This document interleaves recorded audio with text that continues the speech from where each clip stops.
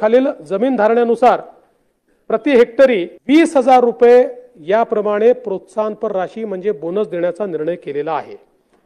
मागच्या वर्षी 20,000 दिला होता, याही वर्षी आम्ही 20,000 रुपये बोनस। स्वागत आहे आपल्या किसान राजा यूट्यूब चॅनलमध्ये। चॅनलच्या माध्यमातून आपल्यासाठी घेऊन आलोय मोठी अपडेट। महाराष्ट्रात पीक विमा संदर्भातील लेटेस्ट अपडेट। पीक विमा कधी जमा होणार, पीक विमा जमा होण्यास का उशीर होत आहे, पीक विमा कोणत्या शेतकऱ्यांचा जमा झाला आहे, येत्या काही दिवसामध्ये पीक विमा कधी जमा होणार, अखेर राज्यात सरसकट पीक विमा मंजूर झालेला आहे, कोणत्या तालुक्यात कोणत्या जिल्ह्यात कधी पीक विमा जमा होणार, 48 तासात खात्यावर पैसे जमा होणार, कोणाचा पीक विमा जमा होणार, या सर्व ठिकाणची लेटेस्ट अपडेट। 2304 कोटीचा 75% पीक विमा मंजूर झालेला आहे।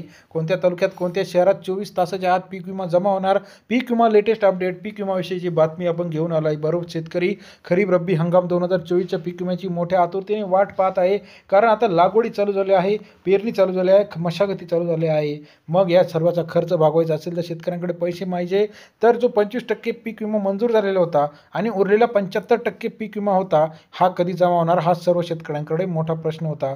परंतु आता आलेल्या माहितीनुसार पीक विमा जमा झाल्यानंतर आता मोठ्या प्रमाणामध्ये शेतकऱ्यांच्या खात्यावरती जमा व्हायला सुरुवात झाली आहे। 25% अग्रिमचा पीक विमा, 75% उरलेला पीक विमा महाराष्ट्रात सर्व ठिकाणी जमा झालेला होता। याच्यामध्ये उशीर का झालेला होता, 2024चा ₹1 पीक विमा होता, याच्यामध्ये फंडिंग मोठ्या प्रमाणात शेतकऱ्यांकडून घेतलेली नव्हती। आता हा पीक विमाची पैसे जे आहे कप अँड कॅप मॉडेलनुसार 80%च्या पुढील साधारणतः 5-5.5 हजार कोटी रुपये सरकारला पीक विमा कंपन्यांना देणं अपेक्षित होतं, परंतु हा पैसा वेळेवर न गेल्यामुळे पीक विमा कंपन्या जे काही शेतकऱ्यांना पैसे देण्यास नुकसान झालेल्या शेतकऱ्यांना देण्यास टाळाटाळ करत होती। परंतु आता पीक विमाची लेटेस्ट अपडेट अशी आहे की लवकरात लवकर सर्व शेतकऱ्यांना पैसे जमा व्हायला सुरुवात करणार आहे।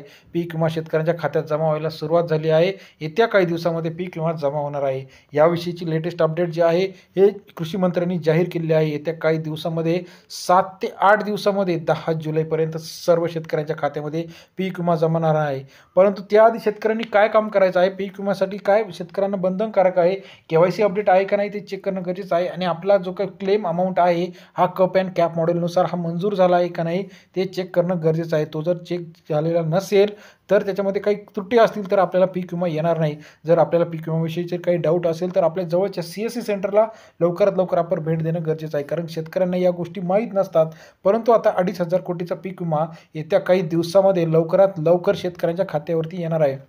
आत्तापर्यंत आपण बघितलं पोस्ट हार्वेस्ट पीक विमा असेल, यील्ड बेस्ड पीक विमा असेल, हा सर्व पिकांचा पीक विमा आता नवीन अपडेटमध्ये जमा होणार आहे। पीक विमा संदर्भातील लेटेस्ट अपडेट अशी आहे की येत्या 4 ते 5 दिवसामध्ये सर्व शेतकऱ्यांच्या खात्यावरती उरलेला पीक विमा जमा होणार आहे, कारण का आता नवीन सीझन चालू झाला आहे। नवीन सीझनची जी नोंदणी आहे PMFBYच्या नवीन पोर्टलवरती आहे। इथे साधारणपणे 500 ते 1000 रुपये प्रति हेक्टरी सर्व पिकांचे असे पैसे वेगवेगळे आहे। 2%, 5%। मागच्या वर्षी जो पीक विमा होता तो ₹1 पीक विमा सर्व शेतकऱ्यांची विनंती आहे की लवकरात लवकर नवीन सीझनचा सुद्धा पीक विमा भरणं गरजेचं, कारण हा नवीन सीझनमध्ये जर पावसामुळे असेल, इतर जे काही नैसर्गिक आपत्ती असेल, दुष्काळ असेल, अतिपूर असेल किंवा इतर काही त्याच्यामुळे जर शेतकऱ्यांचं नुकसान झालं तर आपल्याला पीक विमा येणार नाही। जर आपण नोंदणी केलेली असेल, ई पीक पाहणी केलेली असेल, सर्व काही गोष्टी क्लिअर असतील तर आपल्याला या सर्व गोष्टींचा फायदा घेऊ शकता आपण। या व्यतिरिक्त जर आपल्याला काही समस्या असतील तर कमेंट करून कळवा।